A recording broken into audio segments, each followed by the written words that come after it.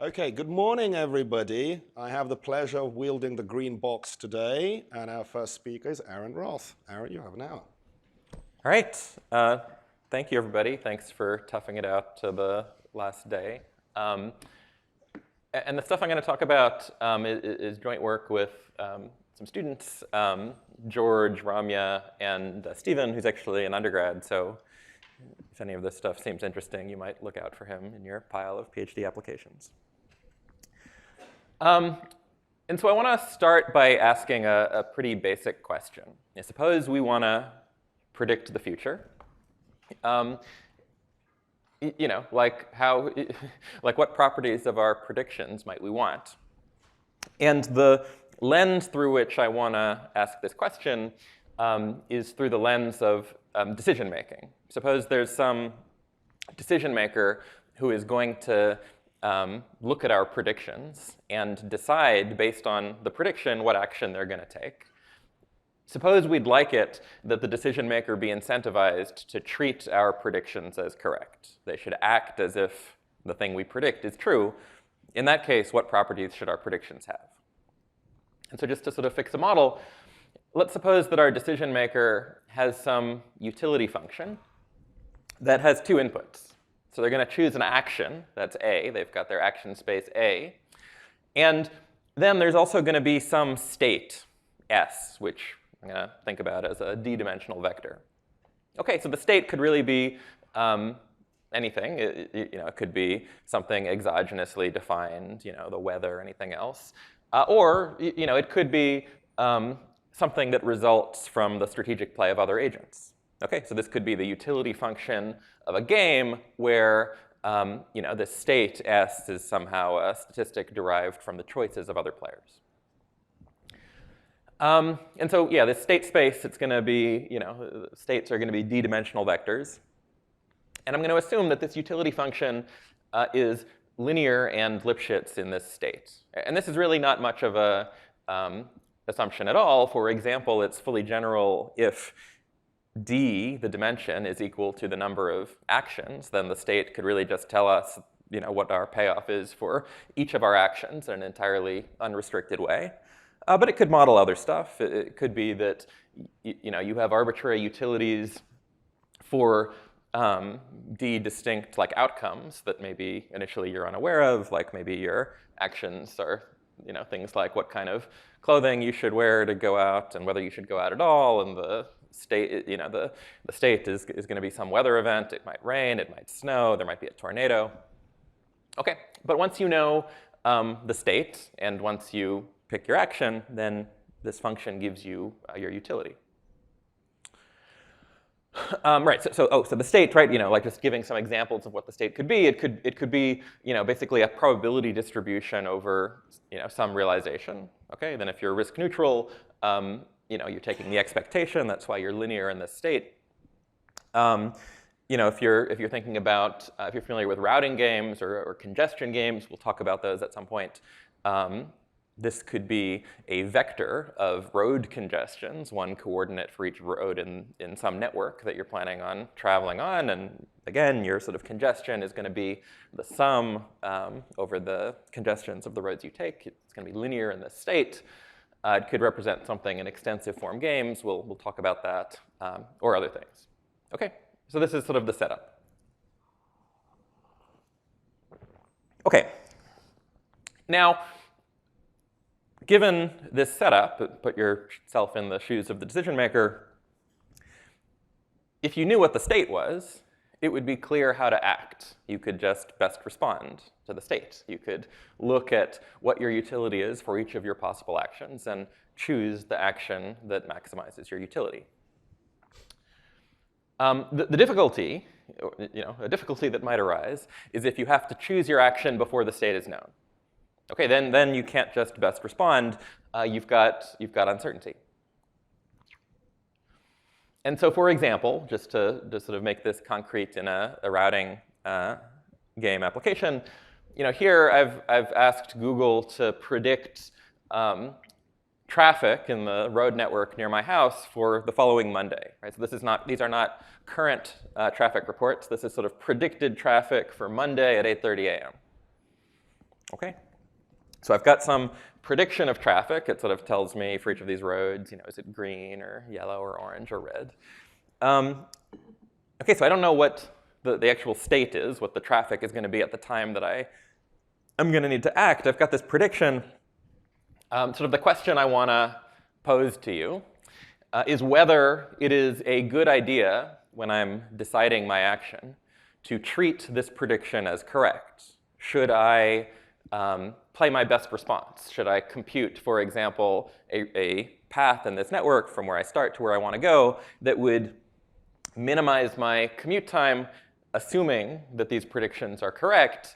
Or should I try to be clever and do something else? Maybe I should study the predictions that Google Maps makes over time and learn my own complicated mapping between predictions and actions. Yeah? So a quick clarification question. Is S hat the same object type as S, or is it kind of like a belief over? Yeah, it's the same object type. So S is a d-dimensional vector, and so is S hat. Right? So like if I open up Google Maps, and ask what is the traffic right now, it might be able to sort of give me the actual current state. It's some number basically for every road. But if I ask it, what's the traffic on Monday, it'll produce the same kind of object, but it's a prediction.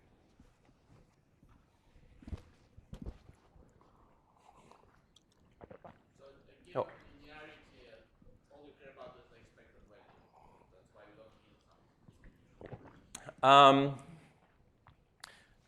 Something like that will be true, but it's not going to be quite true that all I care about is.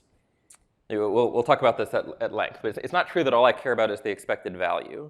What's going to be true is that what I care about is the expected value conditional on what I decide to do. Right? Because by making choices as a function of the prediction, I am correlating the predictions with my actions, and the expected value is not going to be. But I think it's something that gives you a prediction because of distribution, and you believe it's correct, the expected value. That's right. Yeah. Like if I believed that somehow you were giving me the true distribution, whatever that means, like before God flips his coins. If you're giving the true distribution because things are linear and I'm risk neutral, like if you give me the distribution on weather tomorrow, I will evaluate my utility in expectation over this distribution. Okay.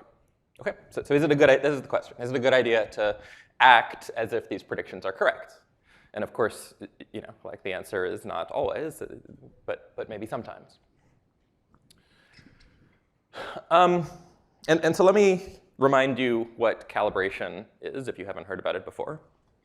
The way I'm going to think about calibration is that forecasts are calibrated if they are unbiased, if they are correct in expectation, not just overall, but conditional on the forecast that was made. Okay, so if I forecast that the traffic tomorrow, is some big vector S hat, then like predicting the future is hard. I'm not going to be like exactly right, but the promise is that in expectation, over all of the times that I made that forecast, my prediction was right on average. Okay, my forecasts were unbiased, conditional on my prediction, and that's true for all of my forecasts.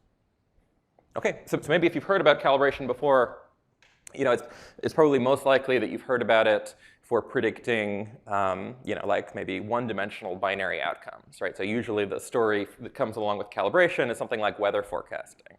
Like a weather forecaster comes on every day and he says things like, I think there's a 20% chance of rain today. And if his predictions are calibrated, that means that on average, over all of the days for which he predicted a 20% chance of rain, it in fact rains on 20% of those days. On average, for which he predicted a 30% chance of rain, it in fact rains on 30% of those days. His predictions are unbiased, conditional on his predictions. Here, we're going to sort of generalize that in two directions. First, we're going to talk about calibration even when the outcome is like real valued, not binary. So you don't have to predict the event that it will rain or not tomorrow. You can predict the number of inches of rain and still talk about calibration.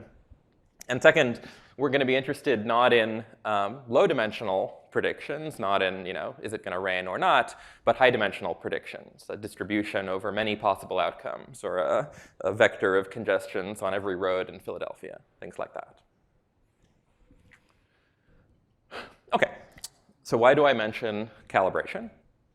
Well, it is a good idea if you are the decision maker and don't have other external sources of information to follow calibrated forecasts. OK, so what do I mean by that?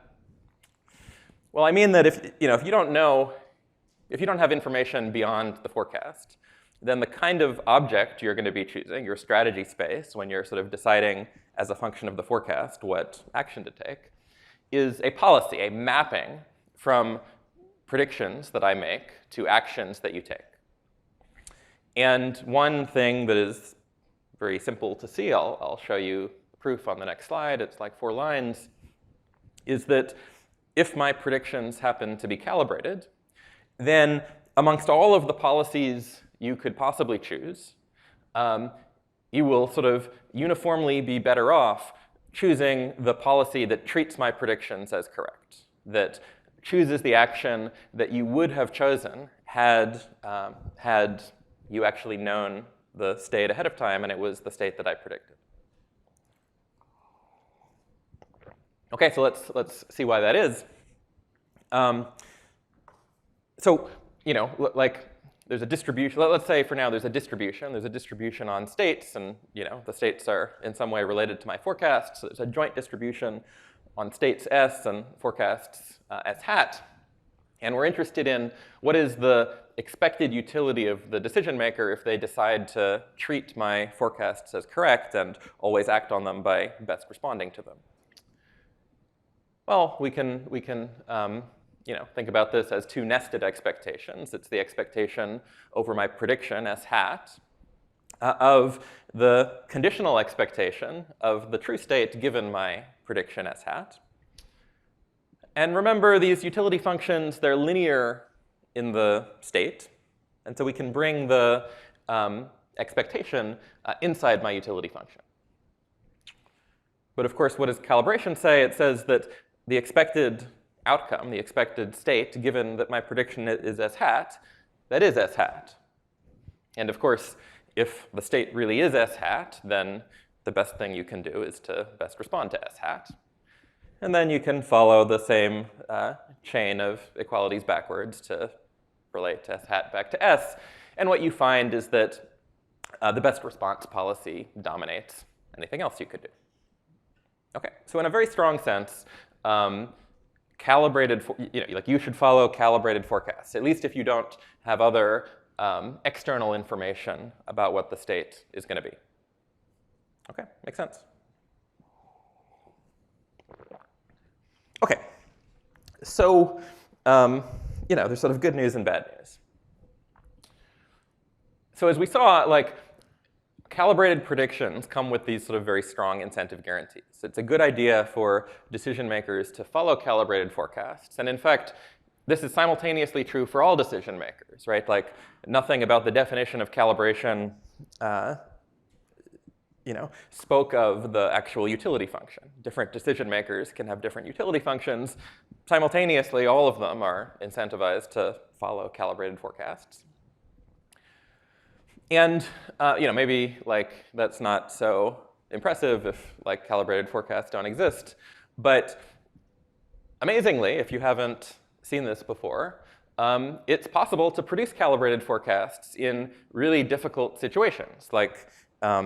There doesn't have to be a distribution, right? So it might be that there's no ground truth distribution that you can learn. I mean, obviously, if there is a distribution, one way to produce calibrated forecasts is just to get really good at predicting.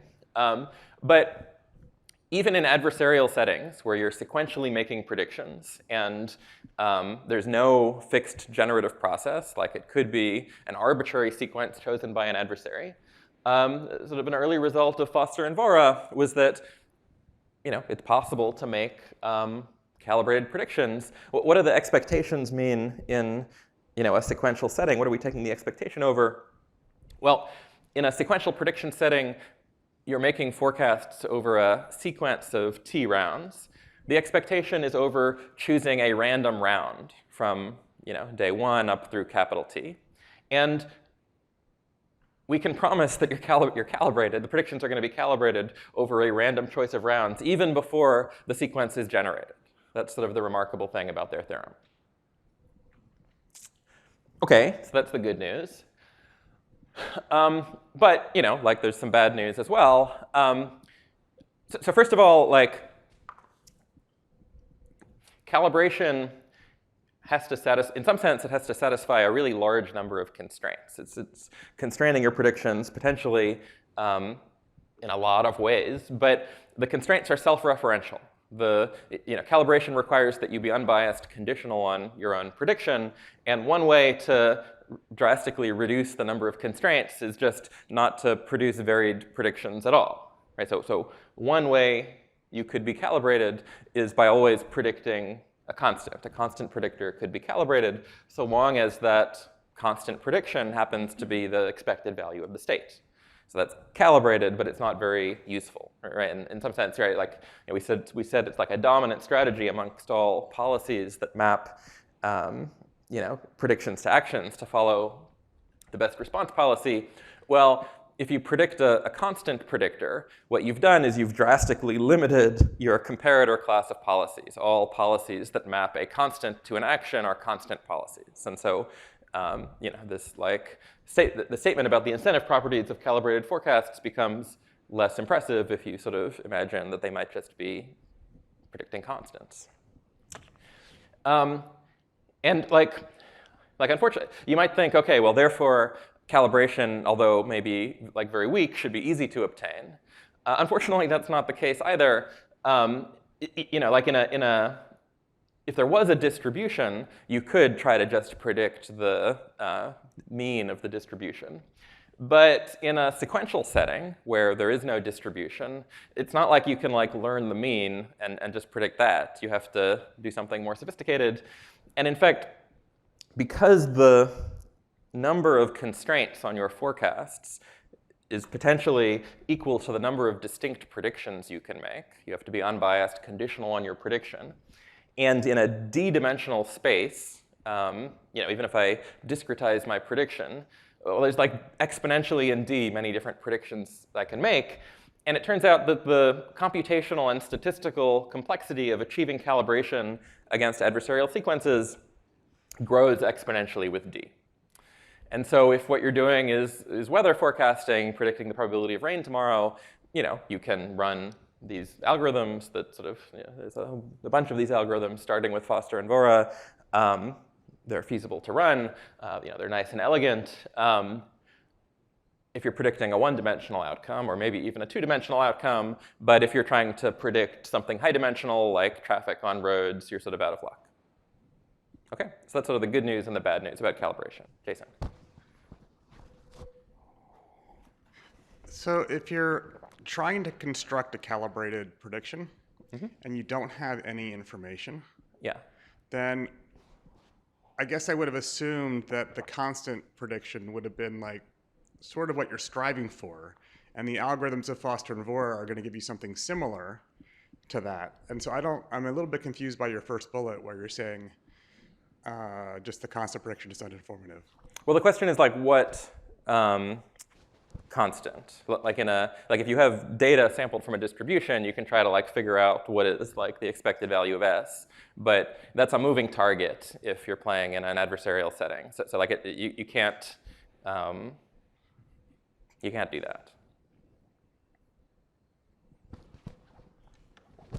That was my point, but the Foster and Vora methods are basically trying to do as good as that.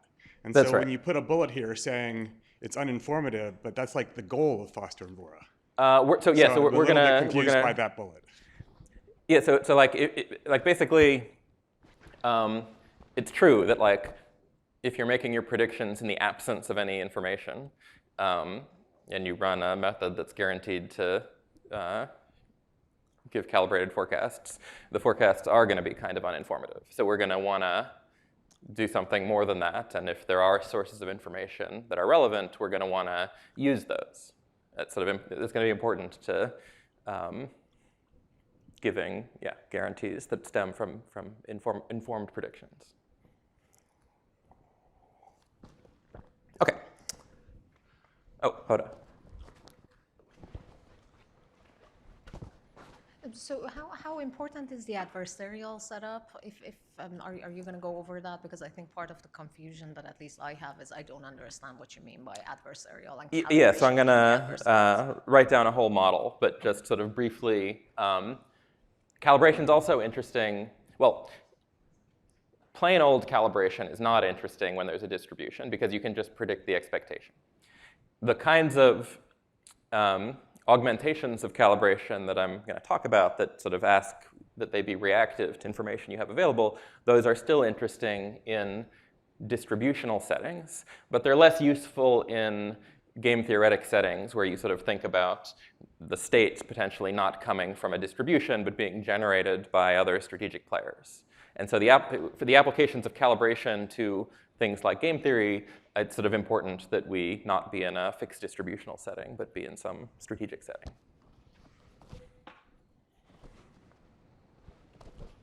OK.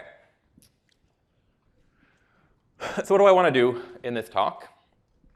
I want to ask and maybe answer some questions. In high-dimensional settings, where it is sort of infeasible to obtain calibration, are there things that we can ask for that are weaker than calibration, that are short of calibration, that still make it a good idea for agents to treat forecasts as correct? Can we, the whole point of asking for something weaker than calibration is to make it computationally feasible. Can we, with sort of nice rates and efficient algorithms, obtain predictions that have these properties? And then, what can we do with these things? Do these lead us to consider new learning algorithms in games that have large action spaces, for example? Or do these lead us to new approaches for mechanism design problems? OK. So maybe here's going to be something of a setting to answer Hoda's question. So what is the online prediction setting? OK, so first of all, there's going to be a context space X. We're no longer going to be making these predictions in a vacuum.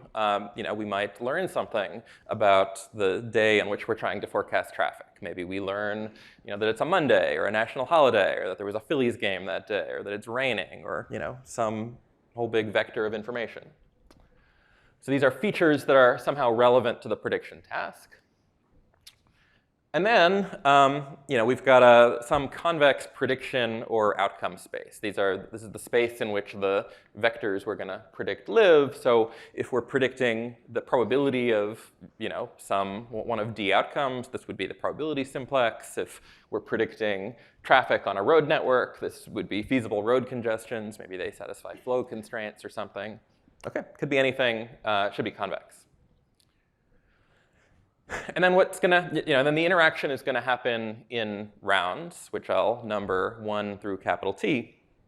What's going to happen at each round is first, the learner observes some context. They get to see the features relevant to their prediction before they make their prediction.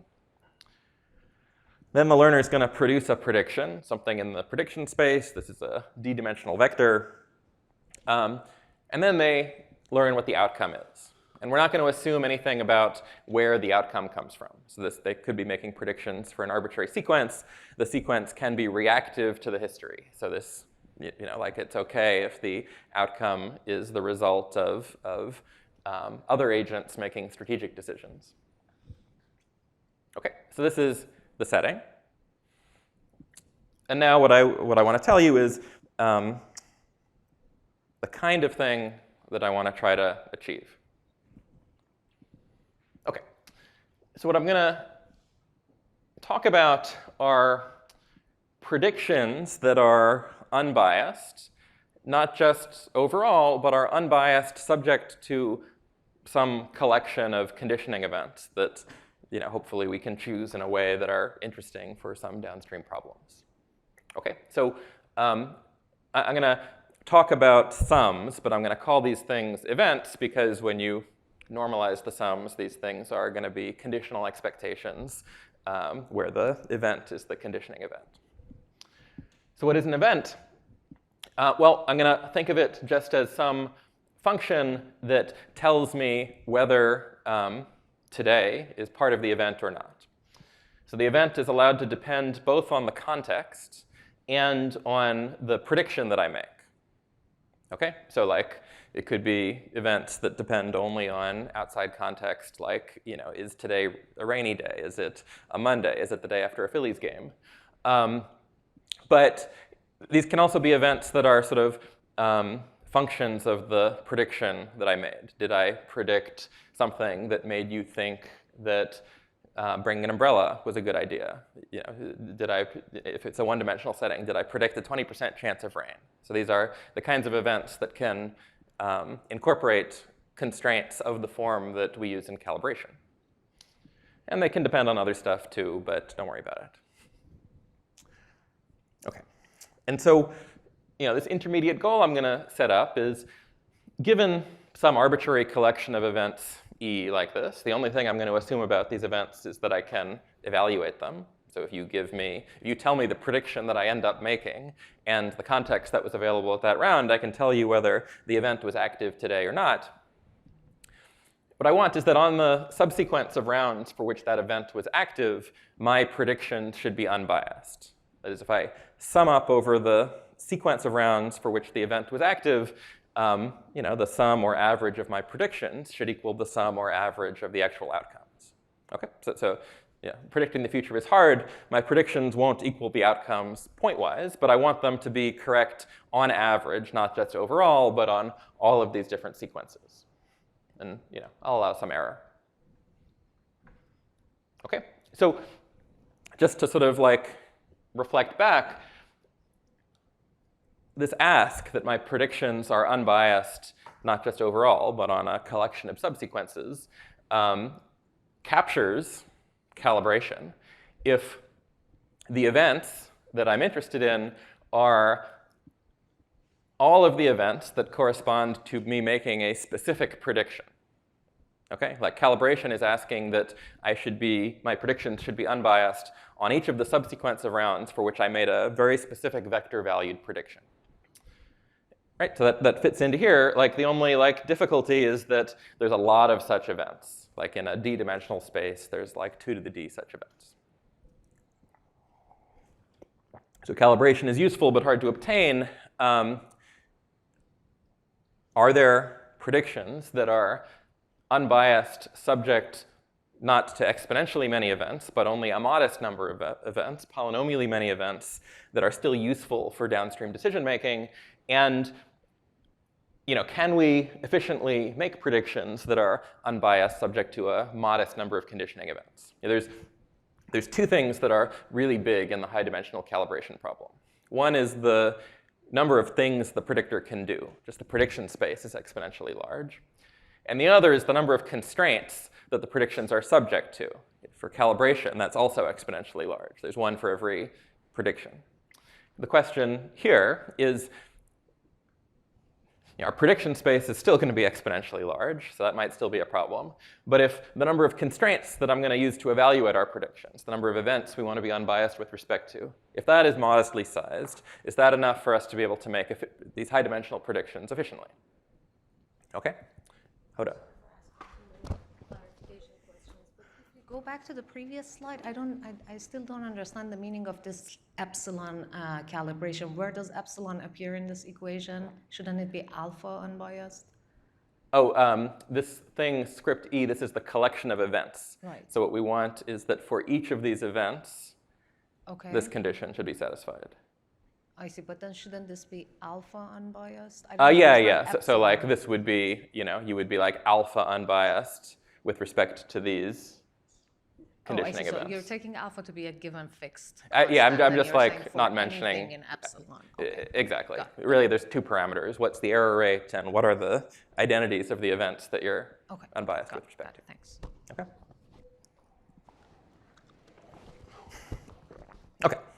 So Okay, like how are we going to evaluate whether it is a good idea to follow our predictions or not?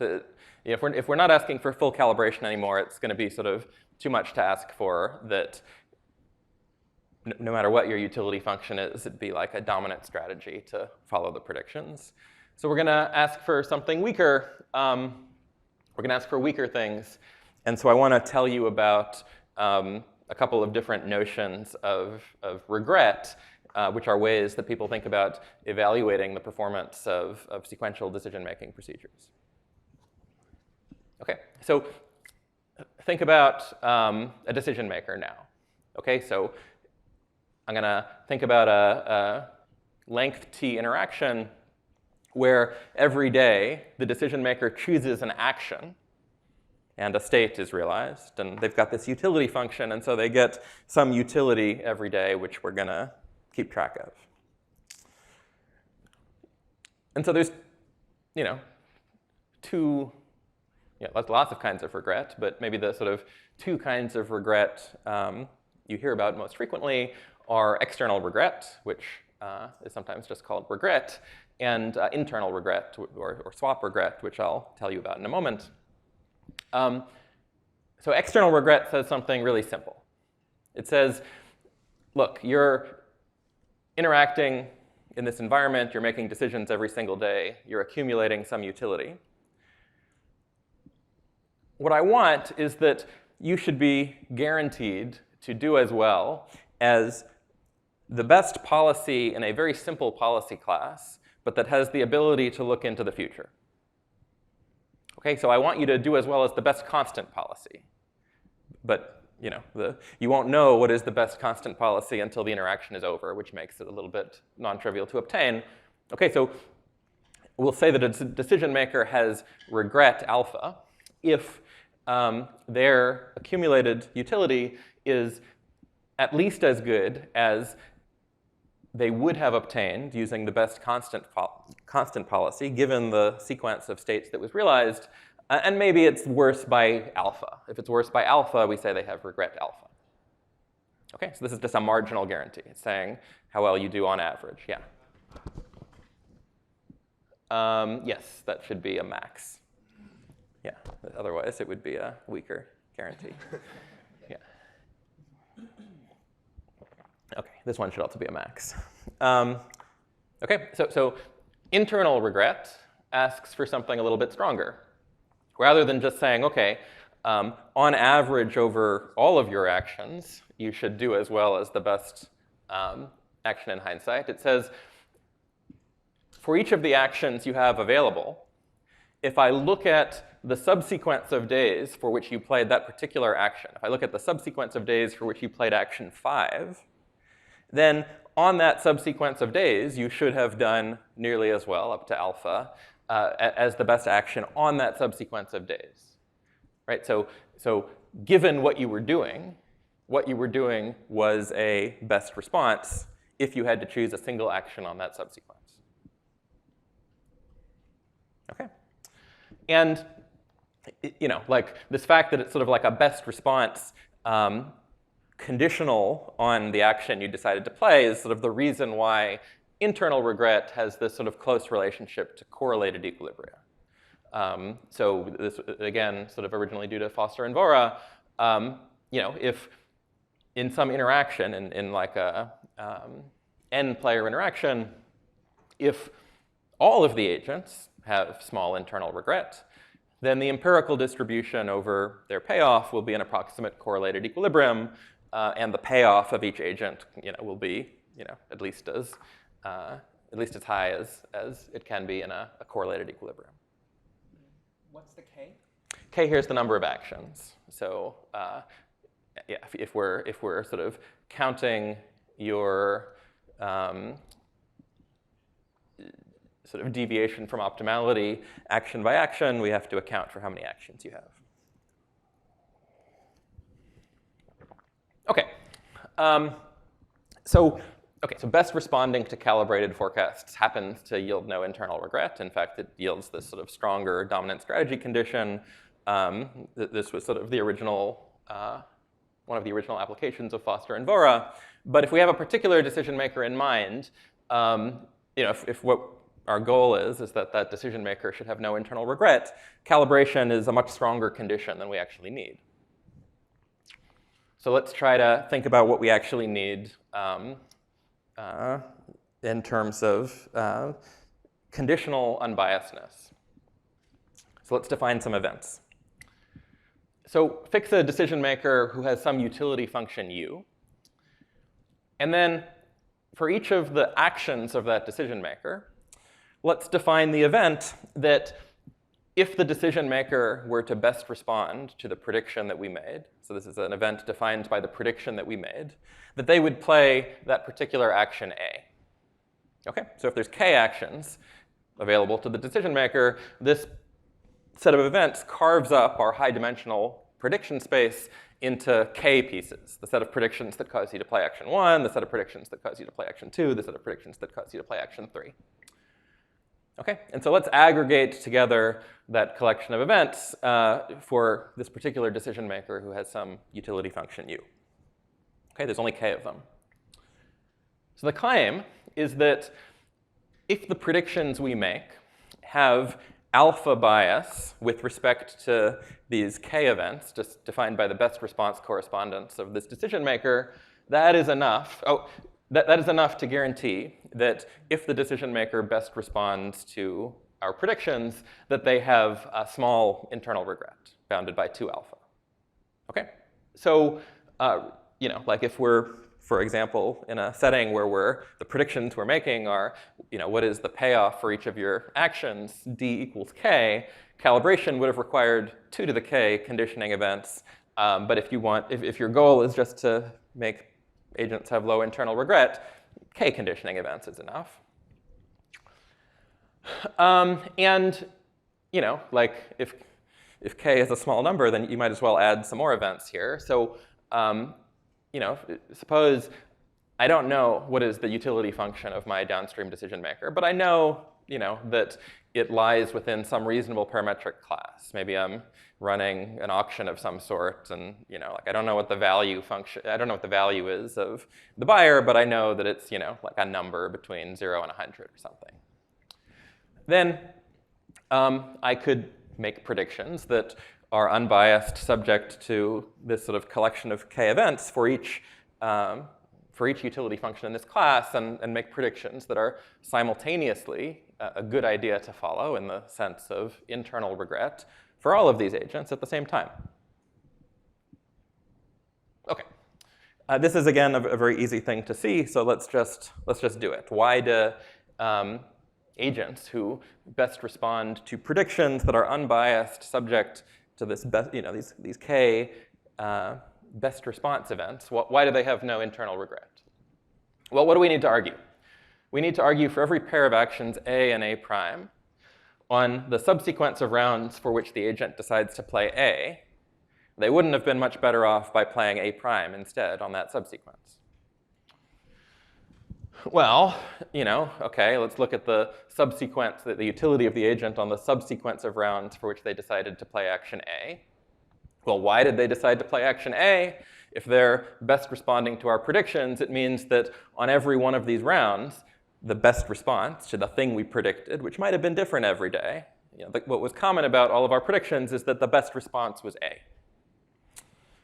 Now again, these utility functions are linear in the state, so we can bring the sum inside of the utility function. And another fact that's sort of easy to see if you think about it is that if my utility function is linear in the state, and I sum up a bunch of states whose best response was all A, the best response to that sum or average state is also A.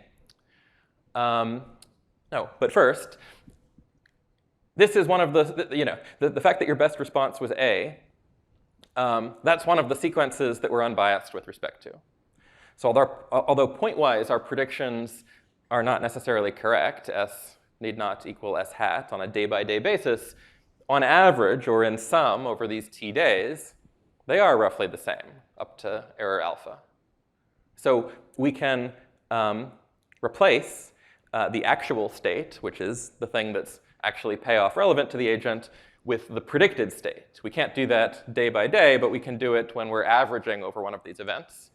And there's some error alpha when we do that, but our utility function is Lipschitz, so we can take that outside of the utility function. OK. And now, A was a best response to each of these states. And so it's also a best response, since the utility function is linear, to the sum of them. And so by definition of best response, you can't have done better by playing any other action. And to get back to something that looks like the left-hand side, where what we're reacting to, what we're getting utility from are the real states, you have to apply these inequalities again in the backwards direction, and what you get is a loss of another alpha. OK, so internal regret is much easier. If we want that the downstream decision makers should have internal regret, that's a much easier thing to obtain than calibration. We don't need 2 to the k conditioning events. We only need k of them. OK. Let's move beyond sort of problems where we can enumerate all of the actions. So let's think about online combinatorial optimization, things like this sort of like shortest paths problem, where I need to pick a route in a network. So here, there's some set of base actions. There's D base actions. Think about those as like all of the road segments in Philadelphia. So it's like big, but it's not so big that I can't like write them down on a map. Now, the action space of the decision maker is going to be some structured subset of those actions. So the action space will be truly enormous. Like in a routing game, for an agent who starts at some node S of the graph and wants to get to some node T of the graph, their action space is the set of all ST paths in this network. This could be really big. This could be exponentially large in D.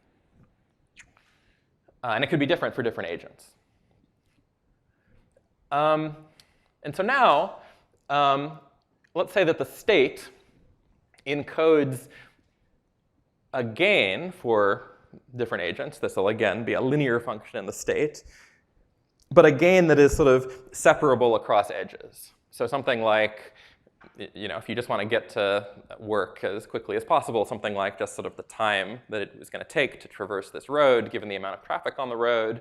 But there's room for different people to have different preferences. Maybe some people mind traffic more than others. Maybe people like traffic. Maybe you value roads. Maybe different people value roads by, in part, how scenic they are. They like to drive by the water. Some people don't like toll roads. So you can imagine all sorts of different utility functions.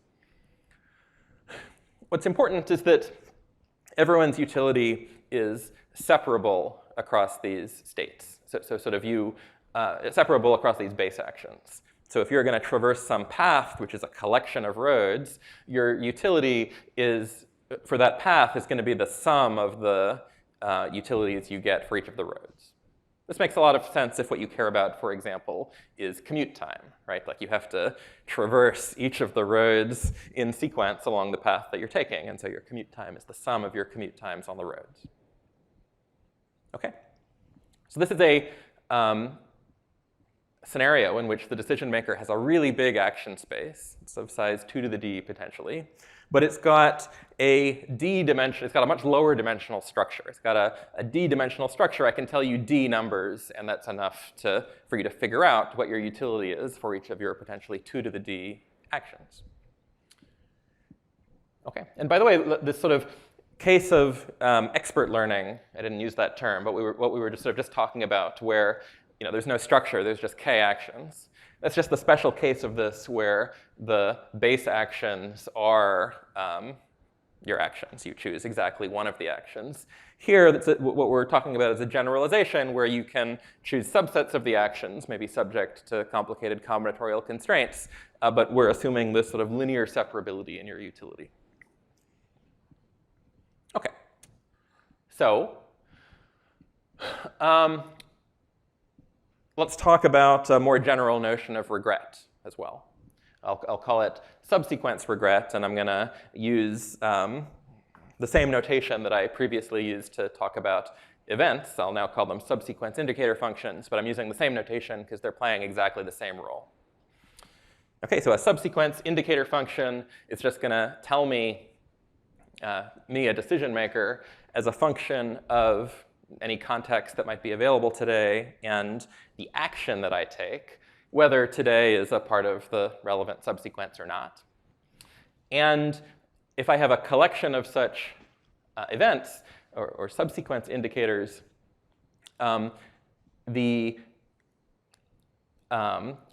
way I will evaluate subsequence regret for a decision maker is I will look at the worst subsequence, and on that subsequence, I will ask, does the decision maker have any regret? Are they doing as well as the best action in hindsight, not overall, but on that subsequence?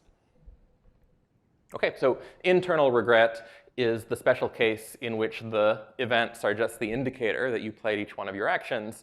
Again, in high-dimensional, high-action space games, like these online routing games, there's really a lot of these events. There's one for each of your actions. There's, so there's like 2 to the d of them.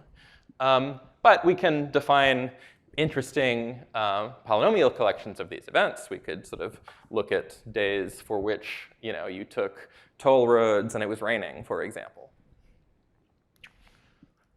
Okay, and so let's now define some events. Remember,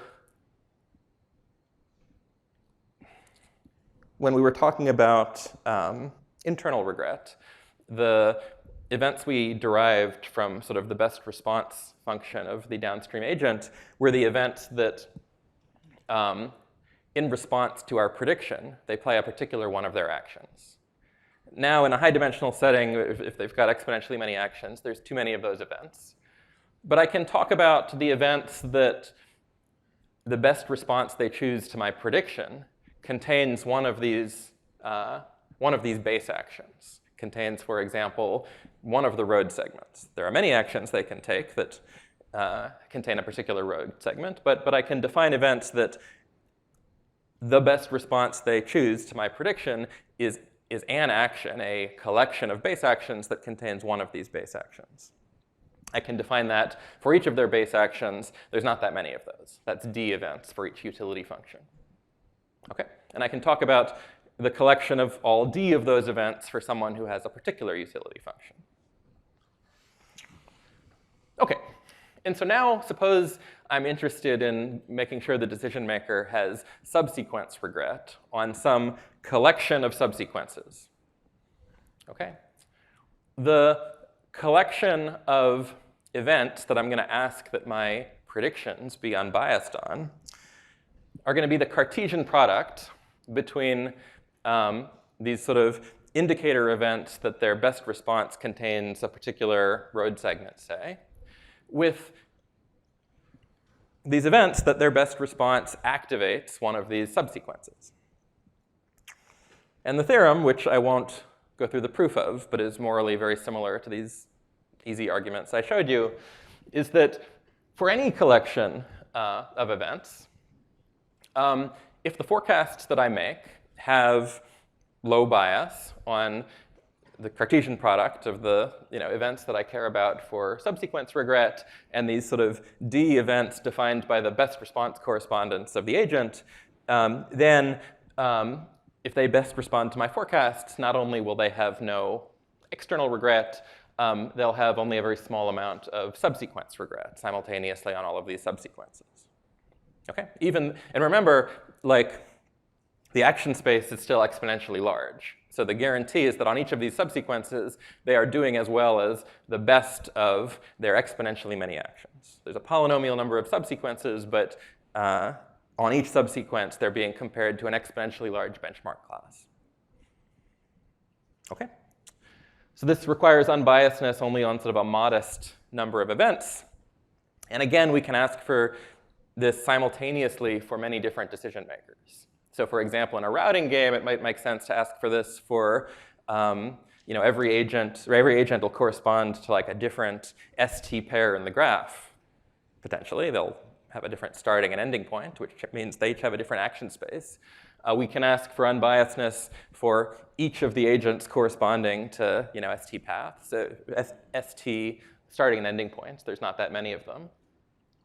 So for example, we can publish traffic reports that are a good idea to follow simultaneously for every agent whose utility functions we've incorporated, not just overall, but on rainy days and Mondays and national holidays, when the best route involves I-76, when the best route involves surface roads after a Phillies game, or for whatever events you care to write down. Maybe just one more thing as an application of this. Extensive form games. So there's a game tree. I'm now the decision maker. I control some of the vertices, maybe the blue ones. My opponent controls other of the vertices, maybe the red ones. There's leaf nodes that come with payoffs for me. Okay, so my strategy for me is an action that I take in every possible eventuality. And so again, even if I'm willing to write down the game tree, my strategy space is exponentially large because I have to choose from a set of actions at every possible eventuality. Now, a particular strategy will make a subset of the leaf states reachable. I won't know which one I reach until I know what my opponent has done, but it'll make a subset of them reachable. And the payoff corresponds to the leaf that I have made reachable, that my opponents have jointly also made reachable. And so if L is the set of leaves in an extensive form game, one way I can represent my strategies is as a vector, is as a vector of length equal to the number of leaves, where the number I put in that vector is like a 1 if my strategy has made that leaf reachable, and a 0 otherwise. And I can write down my reward as an inner product in this leaf dimensional space. It's the inner product of the vector of leaves made reachable by my strategy, and this vector G that depends on what everyone else does and is just like the product of the rewards that I would get if we reached that leaf times the probability that my opponents jointly made that leaf reachable. So it's an instance of online combinatorial optimization because it has this linear structure. Okay, so you can efficiently get subsequence regret in extensive form games for any polynomial number of subsequences. And I talked to Amy yesterday. I'm still working on digesting this literature, but this generalizes at least regret to causal deviations and maybe other stuff people study, but I'm not going to say much about it right now because I'm not exactly sure. Okay, so I have a few minutes left. Let me just I've told you why it might be useful to make predictions that are unbiased, subject to a small number of conditioning events, a polynomial number of conditioning events. Let me just try to briefly tell you how you can do it. Okay, can you actually do this efficiently? And you can, and it's sort of a game theoretic algorithm. So you can think of this as a multi-objective optimization problem. So I have an objective for every event E that I want low bias on. For every coordinate of the vector I'm predicting, I want low bias in every coordinate. And for every sign, I don't want the bias to be very positive or very negative. Okay? Right? And what I want is that for each coordinate and for each event and for each sign, the signed bias in that coordinate should be small after I've made all of my predictions. And so let's suppose, I told you about regret. So let's suppose I'm running an off-the-shelf no regret algorithm, something like exponential weights if you've heard about it, but it doesn't matter, over actions that correspond to each of these objectives I've just defined. One for each sign and coordinate and event that I care about. And suppose that I've tasked this algorithm with maximizing of choosing objectives that correspond to the maximum possible value. So this algorithm is kind of like rooting for me to have high bias. Okay, and so I need to tell the algorithm what its reward is every day from a choice of one of these objectives. It's just going to be the sort of one-step increase in the bias of that objective. Okay, so it's going to be the sign sigma times the indicator that the event was realized that day times the difference in coordinate I of the prediction I made minus the state. I haven't told you how we're making the predictions yet. I've just told you that there's this no-regret algorithm that's kind of rooting for me to fail. And the thing that the no-regret algorithm promises, right, it's, remember what is regret? It's sort of the difference between the performance of the algorithm that's choosing actions every day and the best action in hindsight. Well, it's trying to maximize the value of these objective functions. And so the best action in hindsight corresponds to the objective that is highest. It could have picked that every single day. And so the reward of the algorithm is guaranteed to be as large as sort of the accumulated sum of the most violated of these objectives that I have in hindsight, the most biased coordinate minus some regret term that kind of scales like root t times log of the number of events. And so the only way that my predictions can in aggregate have high bias is if this no-regret algorithm has high gain, because the no-regret algorithm is guaranteed to have gain that is only bigger than the bias of my predictions.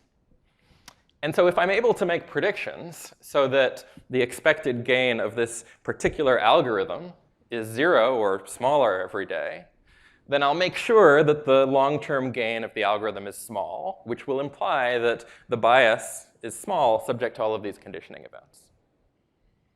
Okay, so that's how we're going to make the predictions. We're going to make the predictions to try to make sure that this algorithm that's rooting against us has small loss every day.